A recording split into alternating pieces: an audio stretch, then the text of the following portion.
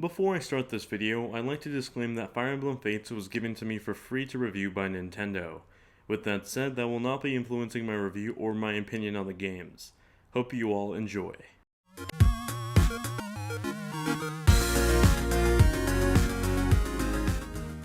Fire Emblem Fates is Nintendo's newest turn-based tactical RPG for the Nintendo 3DS. It's actually 3 games or 3 pathways, but I'll be reviewing all 3 as a single game called Fire Emblem Fates. There are 3 pathways in the game: Birthright, Conquest, and Revelations.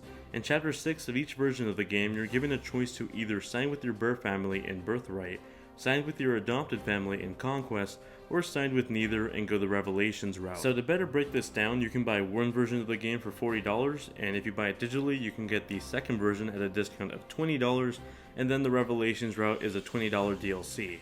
So in total, for you to fully experience Fire Emblem Fates the entire package, you have to pay at least $80 to get it, or pay $79.95 for the special edition, but that's really hard to find. The pricing of the game can get really tricky for some consumers, but in all honesty, I think the $80 price tag is actually worth the game's content if you do go with all 3 routes. I wish Nintendo would have just charged $80 up front for the entire game, rather than separating the paths into individual games and making the third path DLC. The special edition of the game that has all 3 games in one cartridge is just really hard to find, and separating them all into different packages and DLC makes it much more confusing for the consumer. With all that out of the way, let's get into the story. Fire Emblem Fates' story has you create your own customizable protagonist to experience the story as, and so from now on I'm going to refer to this character as Corrin. The story opens up with Corrin and her siblings going on a mission for their father, the King of Nor. The plot twist here is that they're not actually your blood relatives, but instead you were kidnapped by the king during an early war battle with your blood family, the Hoshido, when you were just a little baby. After a small battle between the 2 families, you're forced to choose a side: your adopted family, your blood family, or neither if you have the Revelations DLC. Regardless of which path you choose, you'll be in for a drama-filled story. Now before I get onto some gameplay, I'd like to once again point out some differences between Conquest and Birthright. Conquest is much more catered to Fire Emblem veterans, and so it definitely proves to be the more challenging version of Fire Emblem Fates. For example, in Conquest, you're given almost no side mission opportunities to level up your army. If you ever feel like you're low leveled for a chapter, you must focus on your battle strategies to survive those close calls, rather than grinding. In Birthright, the case is different. You're given an abundance of opportunities to scout out new warriors for your army and side missions to raise their stats. So Birthright is definitely the easier version, or the one more catered to newcomers of the series. Now with that said, gameplay wise, Fire Emblem Fates is a tactical turn-based RPG.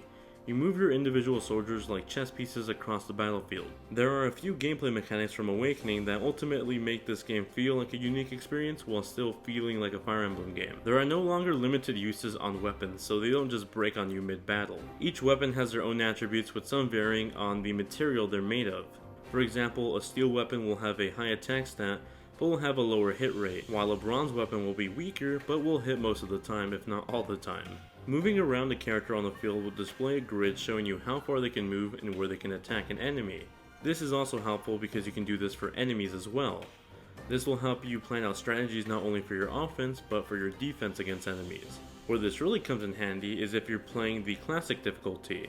You see, there are 3 ways to play Fire Emblem Fates besides the actual story paths. You can go with the Phoenix difficulty, where your soldiers that die can return in the next battle turn. There's also the casual difficulty, where if your teammates die, they can come back in the next chapter, or the classic difficulty, where everything is permadeath. Either of the first 2 difficulties are great for newcomers of the Fire Emblem series.